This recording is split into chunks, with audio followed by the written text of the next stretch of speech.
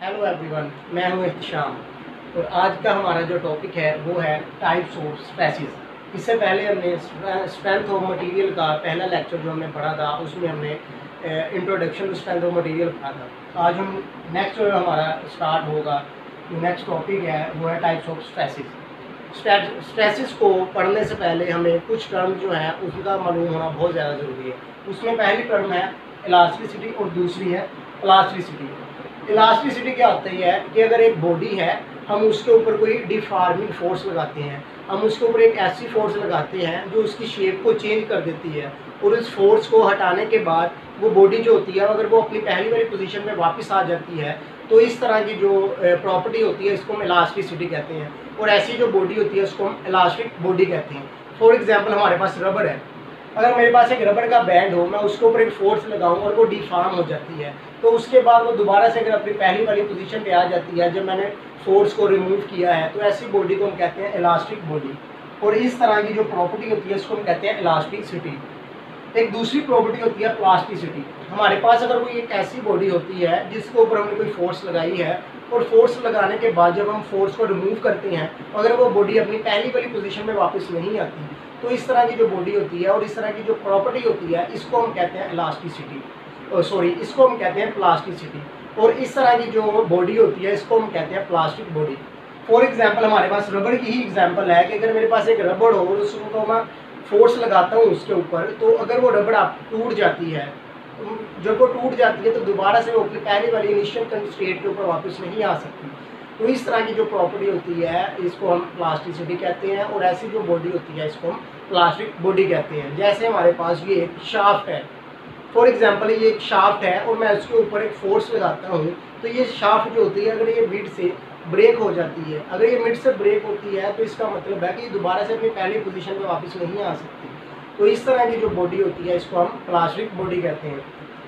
Next जो हमने पढ़ना है टाइप्स ऑफ स्ट्रेसेस से पहले हमें स्ट्रेस का पता होना चाहिए कि स्ट्रेस होती क्या है। ठीक है, हमें मोस्टली हमें इस तरह के टर्म से वाकिफ़ होना चाहिए कि अगर हम इंडस्ट्री में जाते हैं वहाँ पे हम जाके देखते हैं कि जो स्ट्रेसेस हैं वो हमसे पूछते हैं कि यार ये कौन सी स्ट्रेस लग रही है। तो आज का हमारा जो टॉपिक है हम इसी के ऊपर हमने बनाना है कि तो हमें स्ट्रेस का पता हो कि ये स्ट्रेस तो है, फोर्स पर यूनिट एरिया तो है स्ट्रेस का जो डेफिनेशन है, लेकिन ये कौन सी किस्म की स्ट्रेस है। ठीक है, और इसी तरह स्ट्रेस की किस्म से पहले हमें उसका लोड का पता होना चाहिए कि किस किस्म का लोड लग रहा है, और हमें किस किस्म की स्ट्रेस को स्टडी करना है और लोगों को बताना है कि ये इस किस्म की स्ट्रेस है। ठीक है, नॉर्मल स्ट्रेस हो सकती है, हमारे पास शेयर स्ट्रेस हो सकती है। आइए हम स्ट्रेस को पढ़ते हैं। सबसे पहले जो स्ट्रेस होती है इसका जो सिंबल होता है इसको हम सिग्मा कहते हैं। और स्ट्रेस की डेफिनेशन क्या होती है, रिस्टोरिंग फोर्स और deforming force per unit area of the body. हमारे पास एक बॉडी है, इसके ऊपर मैंने एक फोर्स लगाई है, ये एक बॉडी है, फॉर एग्जांपल ये एक शाफ्ट है, मैं दोनों साइड के ऊपर इसमें फोर्स लगा रहा हूँ, तो क्या होगा इस बॉडी के अंदर डिफॉर्मेशन पैदा होगी। जब इस बॉडी के अंदर डेफॉर्मेशन पैदा होगी तो क्या होगा, इसकी शेप को चेंज कर देगा। अब ये जो फोर्स मैं बार बार कह रहा हूँ डिफॉर्मिंग फोर्स है, ये डेफॉर्मेशन की जो फोर्स है, ये फोर्स क्या होती है, ये एक ऐसी फोर्स होती है, डेफॉर्मेशन फोर्स एक ऐसी फोर्स होती है हमारे पास जो किसी बॉडी की शेप को चेंज कर देती है। तो डिफॉर्मिंग फोर्स और restoring force per unit area of the body, किस बॉडी के एरिया के ऊपर जो फोर्स लग रही है वो एरिया, और अगर हम फोर्स का रेशो लेते हैं तो हमारे पास जो स्ट्रेस आती है वो आती है deforming force per unit area of the body. एक बॉडी है उसके ऊपर जो फोर्स लगाई है, अगर हम उसकी रेशो ले लेते हैं तो इसको हम कहते हैं स्ट्रेस। तो स्ट्रेस का एक फार्मूला हमारे पास बन जाता है कि फोर्स पर यूनिट एरिया। अब जो फोर्स होती है कभी हम इसको लोड कहते हैं, अप्लाइड लोड कहते हैं, और कभी हम इसको एफ कह देते हैं। ठीक है, ये क्वेश्चन के ऊपर डिपेंड कर रहा होता है कि एफ है या पी है। तो मोस्टली जो हमें प्रॉब्लम्स आती हैं, जो हम नेक्स्ट टॉपिक्स में जाके प्रॉब्लम को सोल्व करेंगे, उसमें हम देखेंगे कि हमने फोर्स को जो डिनोट किया हुआ है हम उसको पी से डिनोट करते हैं। तो स्ट्रेस का फार्मूला क्या आएगा, फोर्स पर यूनिट एरिया। और स्ट्रेस का यूनिट क्या होता है, इसके 2-3 यूनिट है जो मोस्टली कॉमनली यूज हो रहे होते हैं, वो न्यूटन पर मीटर स्क्वायर है, पास्कल है और किलो पास्कल है। इसके अलावा हम पाउंड फुट पर स्क्वायर इंच भी इसका यूनिट होता है। इसके अलावा हम इसको पीएसआई में भी कभी कभी ले लेते हैं। ये आपको मैं एग्जांपल दे रहा हूँ। फॉर एग्जांपल कि ये हमारे पास एक शाफ्ट है, यानी कि ये हमारे पास एक शाफ्ट है, मैंने इसके ऊपर 2 फोर्सेस लगाई है। एक इस साइड पे फोर्स लगाई है और एक इस साइड पे फोर्स लगाई है।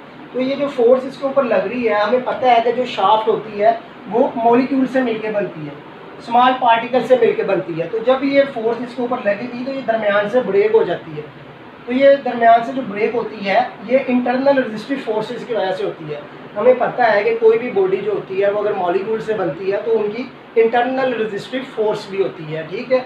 तो जब ये बॉडी, जब ये शाफ्ट जो होगी ये दरमियान से ब्रेक हो जाएगी, तो हम देखते हैं कि इधर जो इंटरनल रेजिस्टिव फोर्स लग रही है, जिसको मैं आर कह रहा हूँ, वो जो इंटरनल रेजिस्टिव फोर्स होती है, अगर वो फोर्स है आर, अगर ये फोर्स आर ये कम हो जाती है अप्लाइड लोड से, अगर आपकी रेजिस्टिव फोर्स अप्लाइड लोड से कम हो जाती है तो हमारी जो बॉडी होती है वो ब्रेक कर जाती है। तो यही कंसेप्ट हम स्ट्रेस स्ट्रेन डायग्राम से पढ़ते हैं। फॉर एग्जांपल ये एक स्ट्रेस और स्ट्रेन की डायग्राम बनाई हुई है, मैं अभी आपको बताता हूँ। ये अगर आपको नहीं नज़र आ रही तो मैं दोबारा से स्ट्रेस स्ट्रेन की डायग्राम बनाता हूँ। फॉर एग्जांपल ये मैंने एक स्ट्रेस और स्ट्रेन की डायग्राम बनाई है। एक्स एक्सिस के ऊपर हम स्ट्रेन को लेते हैं और इधर हम स्ट्रेसेस को लेते हैं। तो ये हमने एक स्ट्रेस स्ट्रेन कर्व बनाई। तो इस कर्व के अंदर ये वाली जो लिमिट होती है, जो हमने अभी पहले पढ़ा था, वो होती है हमारी इलास्टिसिटी। यानी कि ये लिमिट के अंदर ये वाला जो एरिया आ रहा है, ये सारा एरिया है, ये इलास्टिक लिमिट के अंदर है, इसको हम कहते हैं इलास्टिक लिमिट। और ये जो बाकी एरिया होता है इसको हम कहते हैं प्लास्टिक लिमिट। इलास्टिक लिमिट में क्या था कि बॉडी जो होती है वो अपनी रीगेन पोजीशन कर लेती है। जब आप उसके ऊपर फोर्स लगाते हैं वो फोर्स को रिमूव करते हैं तो बॉडी अपनी पहली वाली पोजीशन में वापस आ जाती है। ये हमारी इलास्टिक लिमिट होती थी। और प्लास्टिक लिमिट क्या थी कि आपने बॉडी के ऊपर फोर्स लगाई है और बॉडी के ऊपर जब आपने फोर्स को रिमूव किया और बॉडी अपनी पहली वाली पोजीशन में वापस नहीं आती, तो इसको हम कहते हैं प्लास्टिक लिमिट। तो इस एरिया के अंदर, इलास्टिक लिमिट के अंदर, जो आपका आर होता है वो इज इक्वल टू होता है अप्लाइड लोड के। जो आपने लोड लगाया है इस शाफ्ट के ऊपर, जो आपने लोड लगाया हुआ है, ये आपका अप्लाइड लोड है। ये इसके अंदर जो रेजिस्टिव फोर्स है ये उसके इक्वल होगा, यानी कि आर इज इक्वल टू है ई। तो विद इन इलास्टिक लिमिट जो आपका इंटरनल रेजिस्टिव फोर्स होती है वो आपके अप्लाइड लोड के, अप्लाइड फोर्स के इक्वल होती है। लेकिन जब आप प्लास्टिक लिमिट के अंदर आते हैं तो आपकी जो रेजिस्टिव फोर्स होती है वो लेस देन होती है आपकी अप्लाइड फोर्स के ऊपर। तो ये एक कंसेप्ट है स्ट्रेस स्ट्रेन का। तो हमने स्ट्रेस को पढ़ लिया है, अब हम स्ट्रेस की आगे टाइप्स पढ़ेंगे। अब स्ट्रेस की टाइप्स पढ़ने से पहले हमें लोड्स के टाइप्स का पता होना चाहिए। हमारे पास 3 तरह के लोड्स होते हैं। एक